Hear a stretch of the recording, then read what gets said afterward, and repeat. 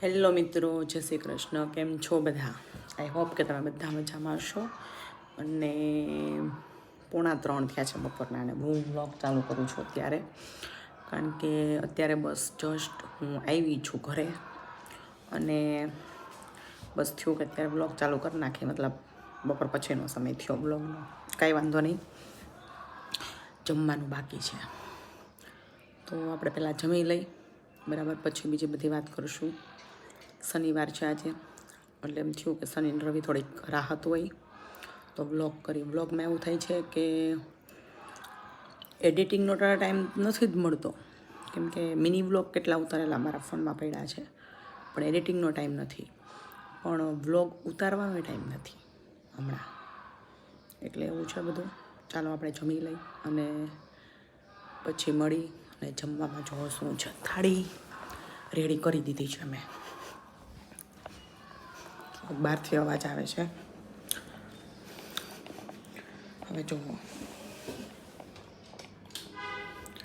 જમવાની અંદર છે વાલોળનું શાક, રોટલી, લીંબુ છે, ગળી ગયું છે, છાશ લઈને બેઠી છું, ગરમી છે, બરફ નાખ્યો છે, અને છે સેવ. ધીમે એટલા માટે બોલું છું મિત્રો કે છે ને, જીયાન સૂતો છે, 8 વાગે હજી સૂતો જઈશે, એટલે હું ધીમે ધીમે વાત કરું છું. વળી પાછું ખબર પડશે ને કે મમ્મી આવી તો ઉઠીને આવશે, એટલે કપડાં ચેન્જ કરી લીધા ફટાફટ ધીમે ધીમે. અને હવે આપણે જમી લઈ. અને એક યજ્ઞ ચાલે છે, એટલે સ્વાહ સ્વાહ એવો અવાજ આવે છે. કાંઈ નહીં, બરાબર. જમીન પછી આપણે સૂઈ જાય, વિચાર કરી શું કરી, એવું હોય તો બપોર પછી આપણે કન્ટિન્યુ કરશું આપણું. હવે અહીંયા જો પેલા લીમડાના પાનને છે ને ધૂળવાળા હતા, એટલે મેં મસ્ત વોશ કરી લીધા છે. અને પછી મિક્સરના ડબ્બામાં લીમડાના પાન બધા નાખ્યા, એની અંદર થોડુંક પાણી એડ કર્યું, આમ તો બધા સમાઈ જાય, અને પાણી એડ કરી અને પછી આપણે એને ક્રશ કરી લીધા છે. સરસ એકદમ લિક્વિડ ફોર્મ જેવું થાય ને એવું કરી નાખવાનું છે. બહુ વધારે પાણી નથી નાખવાનું, નહીંતર પછી માથામાંથી રેલા ઉતરશે. હવે જો જીયાન્સને આવી ગયું છે તાવ, બહુ તકલીફ વાળું છે, ને દર 2 મહિને તાવ જેવું થઈ જાય, તકલીફ વાળું. હવે એને ઉઠી ગયો વહેલો, હોય તો શનિવાર તો રજા હોય સ્કૂલે, એટલે મોડો ઉઠ્યો હોય થોડોક સવારે, પણ તાવના લીધે મને લાગે કે વહેલો ઉઠી ગયો. એટલે એને મોકલું સત્સંગમાં. એને મમ્મી સત્સંગમાં ગયા, મમ્મીને શરદી જેવું છે, બરાબર. મને ફૂલ શરદી ઉધરસ હતી. એટલે આ જો એક વાત કહું ને હું તમને, તો ઘણા સમયથી મારા બ્લોગ આવતા નહોતા, એટલે એમાં એવું થયું હતું કે સ્કૂલની ટૂરમાં ગયા હતા, અને પછી છે ને મને ફૂલ શરદી થઈ ગઈ હતી 2-3 દિવસ પછી આવી. એટલે એવું કહેવાય ને કે આમ વ્લોગ ઉતારવાની કે આમ કાંઈ કરવાની મજા જ ન આવે, તેવડ જ નહોતી કોઈ પ્રકારની, કોઈ પ્રકારનો ઉત્સાહ જ ન થાય શરીરની અંદર. અને મને શરદી થાય ને એટલે ઓછામાં ઓછી લગભગ 5 દિવસ જેવી રહી, 4 થી 5 દિવસ જેવી. અને 4 થી 5 દિવસ જેવી મને શરદી થઈને મને સારી થઈને તો જીયાન્સને ઉધરસ જેવું થઈ ગયું, એને તાવ આવી ગયો, અને મમ્મીને થઈ. એટલે એ બેન ભેગી છે, હવે બે નીચે ગયા છે. અને મને છે ને ખોડો બહુ થઈ જાય, કેમ કે ડ્રાય સ્કિન છે. ડ્રાય સ્કિનવાળાને આ બહુ તકલીફ થાય, ઘણા બધાને તકલીફ થતી હશે આવી. ડ્રાય સ્કિન હોય ને એટલે ખોડા જેવું થઈ જાય, પોપડી જેવું માથાની અંદર. ઘણું બધું અલગ અલગ ટ્રાય કર્યું. દવામાં એવું છે ડૉક્ટરની કે શિવાની સ્કિન કેરમાંથી લીધી હતી, એકવાર સખ્યામાંથી લીધી હતી દવાને, એવું બધું ચાલુ રાખીને ત્યાં સુધી સારું રહે, પછી પાછી થઈ જાય. એનો અર્થ એવો થાય કે પરસેવો એવો હોય છે ને, ડ્રાય સ્કિન અને પરસેવો એ રીતનો હોય. એટલે મને લાગે ડેન્ડ્રફ વધારે થાય છે, મને કાંઈ સારું નથી થતું. તો આજે હું છે ને લેતી આવી લીમડાના પાન, કડવા લીમડાના. કડવાઈસ લગાવીને તો કદાચ જાય. કડવાના લીમડાના પાનને આપણે ધોઈને મૂકી દીધા છે. હવે એને આપણે પાણી નાખીને સહેજ ક્રશ કરી લઈ, અને પછી એ જે લિક્વિડ ફોર્મ છે ને એને પાથીએ લગાવી દઈ, બરાબર. કપડાં ચેન્જ કરીને, ટી-શર્ટ ચેન્જ કરીને લગાવી દઈ, જોઈએ એનાથી ફરક પડે છે કે નથી પડતો. તમારી પાસે જો કોઈ ડેન્ડ્રફના ઉપાય હોય ને બીજા કોઈ, તો મને બતાવજો. દહીં નાખવાનું, છાશ નાખવાનું, લીંબુ નાખવાનું એ ન કહેતા, કારણ કે એનાથી હેર બહુ ડ્રાય થઈ જાય, એનાથી અમુકના હેરફોલ થાય. અને ઓલરેડી મારી સ્કિન ડ્રાય છે, એટલે એ વસ્તુ હાલે જ નહીં, કારણ કે બધાની અંદર એસિડ હોય, એટલે એ મારે હાલે નહીં. કડવાઈસ કંઈક લગાવવી પડે. તો મેથી લગાવતી હોય પણ મેથીની છે ને ફોતરી જેવું માથામાં રહી જાય અને થોડુંક લગાવવામાં અઘરું પડે. લીમડો સારો પડે. લીમડો છે ને એની પેસ્ટ લગભગ પહેલી વાર લગાવું છું. જોઈએ હવે જો સારું થાય તો આપણે રાખશું, બરાબર. કડવાઈસથી થોડો જાય એવું કહે છે. કંઈ નહીં, સારું, ચાલો આપણે એ કામ કરી પછી આપણે લગાવી લઈએ માથાની અંદર, જોઈ શું રિઝલ્ટ આવે છે. તમને કોઈને બીજા કોઈ નુસ્ખા ખબર હોય, ડેન્ડ્રફ 100% કે 90% દૂર થતા હોય એવા કોઈ, તો મને કોમેન્ટ કરીને ચોક્કસથી જણાવજો, બરાબર. આપણે એપ્લાય કરશું જો ફરક પડતો હોય તો. એવું છે. સારું, ચાલો આપણે આપણું જીયાંસ નથી ને તો આપણે માથાનું કામ કરી લઈએ આપણું. હવે જો લીમડાની પેસ્ટ છે ને પાણી નાખીને સરસ થઈ ગઈ છે એકદમ, બરાબર. આ પેસ્ટને માથાની અંદર લગાવી છે. જો એક લીમડાનું પાન થઈ ગયું આખું. આવું છે. કડવી સુગંધ આવે છે. મારા હાથ ગંદા થઈ ગયા, બરાબર. આને આપણે માથામાં લગાવી દઈ, જોઈ પછી વોશ કરી નાખી. કલાક પછી કેવું રિઝલ્ટ આવે છે જોવું. જો આપણે રિહેબ બુક છે ને નિમિત ઓઝાની, એમાંથી આપણે બહુ સરસ છે જાતના પુનર્વસન માટેનું પુસ્તક. તો એમાં આપણે પહેલેથી ચાલુ કરી, બરાબર, કે એના જે બધા કોટ્સ કહેવાય, સ્લોગન કહેવાય, એવું લખેલું છે. જો બહુ સરસ છે. એકલતાને સ્થળ કે સંખ્યા સાથે કોઈ લેવા દેવા જ નથી. એનો આધાર મનની અવસ્થા પર રહેલો છે. ઘણીવાર એવું બને કે આપણે એકલા હોય ને તોય આપણને બહુ મજા આવે. ઘણીવાર સ્થળ સારું હોય અને એકલા હોય ને તોય મજા આવે. અને ઘણીવાર એક વ્યક્તિ હોય ને તોય આપણને મજા આવે. અને ક્યારેક એવી વ્યક્તિ હોય ને આપણી સાથે કે 105 હોય ને તોય આપણને ન ગમે. આનો અર્થ એવો થાય. શહેર કે ભીડની વચ્ચોવચ્ચ હોવા છતાં પણ ક્યારેક એકલતા લાગે. સાચી વાત છે. આપણે આજુબાજુમાં માણસો જેવા હોય કે આપણને ગમતું જ ન હોય, તો ગમે ત્યાં આપણે વચ્ચોવચ્ચ હોય પણ આપણને એકલતા લાગે. અને ક્યારેક ખાલી કોકના વિચાર કરીને તો એ આપણને મેળા જેવી ફિલિંગ આવે. મતલબ કે આપણે બહુ બધાની વચ્ચે છે એવું લાગે. આપણો સમય એટલો બધો જતો રહીએ અને આપણને એના વિચાર માત્રથી આપણને મજા જ આવ્યા કરે. એટલે વ્યક્તિઓ કે સ્થળ આરે કોઈ લેવા દેવા જ નથી આપણને. આપણી આજુબાજુ કેવા વ્યક્તિઓ છે અને આપણને મનગમતું સ્થળ છે કે નહીં, મનગમતા વ્યક્તિ છે કે નહીં, એની સાથે જ લેવા દેવા છે આપણી. એટલે એવું કાંઈ છે જ નહીં. કોઈક વ્યક્તિ હોય તો જ આપણને ગમે કે આ સ્થળ હોય તો જ આપણને ગમે, એવું કાંઈ જરૂરી નથી.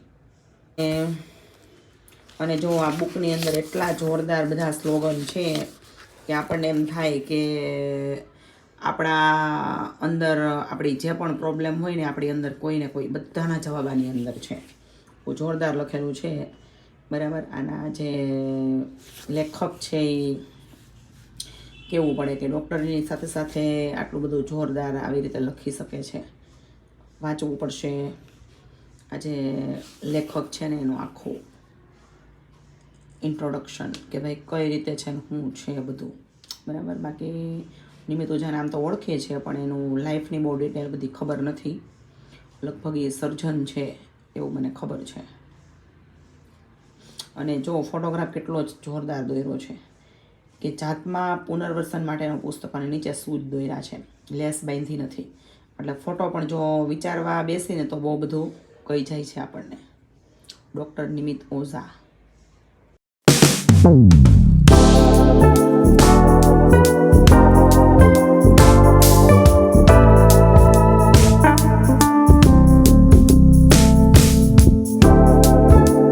હવે જો આપણે છે ને આ પેલું નાખી દીધું છે માથામાં, એટલે જો આવી કંઈક હાલત થઈ જાય, એ બધું ઢોરાણું ને આવું બધું થયું, એટલે કપડાં ચેન્જ કરીને નાખવું પડે. અને હવે જો બસ કલાક રાખશું, પછી વોશ કરી નાખીશ અને પછી હું તમને કહીશ કે આનું રિઝલ્ટ કેવું છે. કારણ કે બહુ કડવાશ હોય ને એટલે કદાચ ડેન્ડ્રફ જાય તો સારી વાત છે, તો આપણે કાંઈ બીજી ટ્રીટમેન્ટ ન કરવી હવે આગળ. કારણ કે ડેન્ડ્રફમાં છે ને થાય એવું કે હેર વોશ કરવા આપણે 2-3 દિવસે, નહીંતર ખંજવાળ મંડે આવવા. 2-3 દિવસ ડેન્ડ્રફ ન હોય પણ પછી જેમ જેમ ડ્રાય થાય ને સ્કિન એમ વધવા માંડે અને ખંજવાળ મંડે આવવા. એટલે કંઈ નહીં, આપણે જોઈએ કેવું રિઝલ્ટ મળે છે. અને રિઝલ્ટ કેવું મળે છે ને હું તમને કાલના બ્લોગમાં ચોક્કસથી જણાવીશ, બરાબર. હવે જરાક આપણે કામ પડ્યું છે, વાસણ માંજવાનું ને એવું બધું આજે કર્યું છે, એનું બધું કરવું તો પડશે ને હરખાઈ ઠેકાણે. એટલે એ કરી નાખી અને પછી આવી જાય ટ્યુશનવાળા 5 વાગે. જીયાસ ને મમ્મીને એ આવી જાય સત્સંગમાંથી નીચેથી. એટલે જોઈએ પછી આપણે મળી. હવે જો ટ્યુશનવાળા આવી ગયા છે અને લગ્નની સિઝન બહુ છે ને એટલે એમાંય જો ખાલી ખાલી લાગે છે. હડતાલ ઉપર વહી ગયા હોય એવું લાગે છે. 3 જ આવ્યા છે પણ કાંઈ નહીં, કરાવવું તો પડે. અને જીયાંશ બેસી ગયો છે એનું હોમવર્ક કરવા માટે. એને જીયાંશ થઈ ગયો વેરી ગુડ. એલમેન કરવા આપણે હું વાત થઈ ગઈ જીયાન્સને હોમવર્કમાં છે ને એક જ વસ્તુ ગમે, ડ્રોઈંગ કરવું. બસ ડ્રોઈંગ કરવાનું હોય ને એટલે એને મજા આવે, લખવાનું હોય ને એટલે એટલી આળસ ચડે કે કરવું જ ન હોય કાંઈ. ફટાફટ કરવા માંડ, સરસ આછા આછા કલર જીયાન્સ એવું કરશે. આ તો બધું ઉપસેલો કંઈક લગાવ્યું લાગે સોનું. આને કહેવાય, શું કહેવાય આને? આને કહેવાય થર્મોકોલ બોલ્સ. થર્મોકોલના બોલ્સ લગાવ્યા છે. જો સરસ, સારું. હાલ ફટાફટ કર.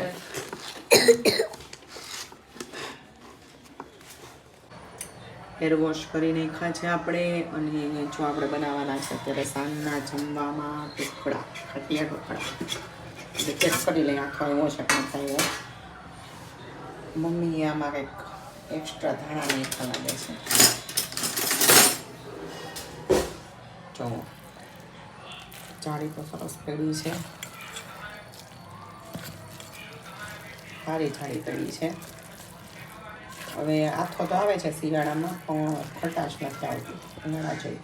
તો એ રાત તો ગરમી જેવું હતું કે વાયવું છે. દૂધી છોડીને નાખી દઈ, કોથમી નાખી દઈ, બરાબર રેડી કરી દઉં ને પછી જોઈએ આપણે ઢોકળાનો પ્રોગ્રામ છે આજે. હવે જો ખીરાની અંદર ધાણા, આદુ, મરચી, મીઠું ને બધું નાખીને ખીરું કરી દીધું છે તૈયાર. અને એક પછી એક ડીશ આપણે મૂકતા જાય એટલે ગરમ ગરમ ઉતરતા જાય. અને જમવાવાળાને બેસાડી દઈ એટલે એક પછી એક જમતા જાય.